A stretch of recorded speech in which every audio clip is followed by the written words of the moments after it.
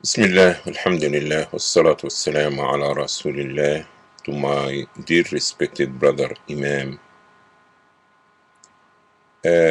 inshallah, in this segment, I'm asking you kindly that you be considerate, make my job easier. What I mean by this, as we came to here to US from different countries, different backgrounds, different training, and whatever that we say as imams, it goes to our community. But why what you're teaching it have to be different from what I'm teaching? Why what I am teaching have to be different from what you're teaching? Why do we have to confuse the Muslims, if it done intentionally or unintentionally? Why would have to try to make the job of the other imam more difficult? We're supposed to be helping one another, assisting one another. What I mean by this, that some of us who preach, teach, khutbah classes about certain things which has no evidence in the book of Allah or the sunnah of Rasulullah sallallahu alaihi wasallam. Sometimes we mix things with culture. Sometimes we teach in culture, opinions.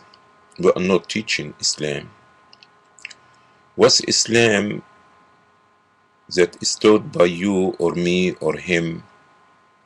Of course, not here, because we not believe in a woman imam. I hope so that you agree with me about this, okay? That is supposed to be almost unified, the same. 1 + 1 = 2. If all of us try to teach the people the deen of Allah has been revealed, not as what happening in your country. Some of us came from India, Pakistan, Bangladesh. Some of us came from Arabia, from Egypt, Saudi. But we are not talking about اختلاف التنوع. We are not talking about things that the Prophet ﷺ taught it in a different ways, like the adhan as example, or the tashahhud, or the opening dua before the salah.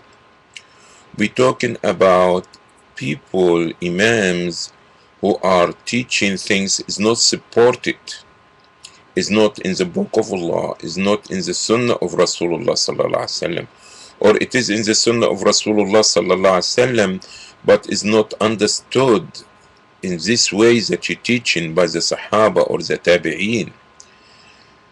So, give a simple example, you understand, like we have hadith which is authentic, and the Prophet ﷺ telling us that indeed inna lillahi malaikatun sayyahuna fil ardi yaltamisuna halaka dhikr. Indeed, Allah subhanahu wa ta'ala have angels who traveling through the whole earth searching for the gathering of dhikr, the people who remembering Allah subhanahu wa ta'ala. But did any of the Sahaba or the Tabi'een practice this hadith in a mannerism of having a circle of dhikr, holding hands together, jumping up and down, or moving their necks, you understand, from right to left and or up and down? So you making my job difficult.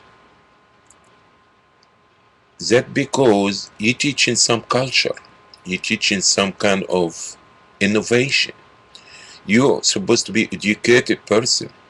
You're supposed to be going by what Allah say, that Allah subhanahu wa ta'ala had explained and said in Quran, and whosoever oppose Allah and His messengers and seek a different guidance from the way of the believers, ومن يشاقق الرسول من بعد ما تبين له الهدى ويتبع غير سبيل المؤمنين نوله ما تولى ونصله جهنم وساءت مصيرا.